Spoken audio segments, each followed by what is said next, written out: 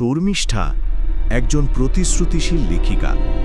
শহরের কোলাহল, হট্টগোল, ব্যস্ততা আর সামাজিক চাপে তার মাথা ঝিম ধরে থাকে। একদিন সে সিদ্ধান্ত নেয় সব ছেড়ে পাহাড়ের কোলে ঘেঁষা এক পুরনো কটেজে গিয়ে লেখালেখি করবে। বন্ধু অভিক শর্মিষ্ঠাকে যেতে মানা করে। শর্মিষ্ঠা অভিকের কথায় গুরুত্ব না দিয়ে হেসে বলল, ভয়ের গল্প আমাকে দিয়ে কাজ হবে না অভিক। গল্প আমার কাছে বাস্তবের চেয়েও বড় কিছু, আর কাজটাই আমার একমাত্র ভালোবাসা। অভিক অসহায়ভাবে বলে, তুই জানিস না, ওই কটেজে একসময় একজন লেখিকা নিখোঁজ হয়েছিল। স্থানীয়রা বলে কেউ ওখানে গেলে আর ফিরে আসে না। শর্মিষ্ঠা অভিকের কথা শুনে এবার বেশ বিরক্ত হলো এবং কোনো কথা না বলে জোরে হেঁটে বেরিয়ে যায়। অভিক চেঁচিয়ে বলল, যা মন চায় কর, কিন্তু কিছু বলে ফোন করিস। শর্মিষ্ঠা কটেজের সামনে এসে দাঁড়াল। কটেজটি নিঃসন্দেহে রহস্যময়।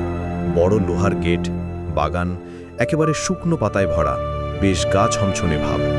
শর্মিষ্ঠা কটেজের ভিতরে প্রবেশ করে। ভিতরে প্রবেশ করার সময় দেয়ালের মধ্যে কেমন যেন ফিসফাস শব্দ শুনতে পেল শর্মিষ্ঠা। সামনের দিকে তাকাতেই শর্মিষ্ঠা চমকে উঠল।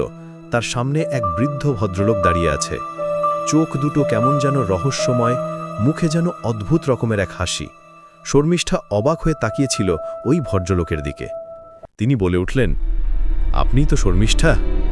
আপনার জন্যই অপেক্ষা করছিলাম। শর্মিষ্ঠা একটু থমকে গিয়ে অবাক হয়ে যায়। তারপর সে নিজের ঘরে প্রবেশ করে। শর্মিষ্ঠা ঘরে বসে ভালো করে ঘরটার দিকে দেখে। কেমন যেন একটা গা ছমছমে ভাব। ঘরটি তালা বন্ধ করা ছিল, কিন্তু তবু যেন কারো ব্যবহার করা। ঘরটার টেবিলে কাগজ, কলম, এমনকি এক কাপ চা এখনও গরম রয়েছে। রাত গভীর হলে শর্মিষ্ঠার লেখায় মন দেয়, কিন্তু সব লেখা অদৃশ্য হয়ে যায়। শর্মিষ্ঠা ভয় পেয়ে উঠে দাঁড়িয়ে পড়ে। তখনই তার চোখ আয়নার দিকে পড়ল।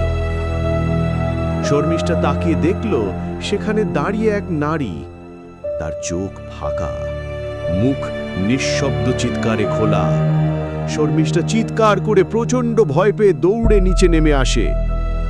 নিচে এসে দেখে সেই নারী সেখানেও দাঁড়িয়ে, তবে এবার তার মুখ সম্পূর্ণ অন্যরকম। চামড়া কুঁচকে গেছে, চোখ জ্বলছে, আর ঠোঁট বেঁকে গেছে অস্বাভাবিকভাবে। সারা গায়ে রক্ত। সেই নারী চিৎকার করে বলতে থাকে, গল্প শেষ না করে এখান থেকে কেউ ফিরে যেতে পারে না, তুমিও পারবে না।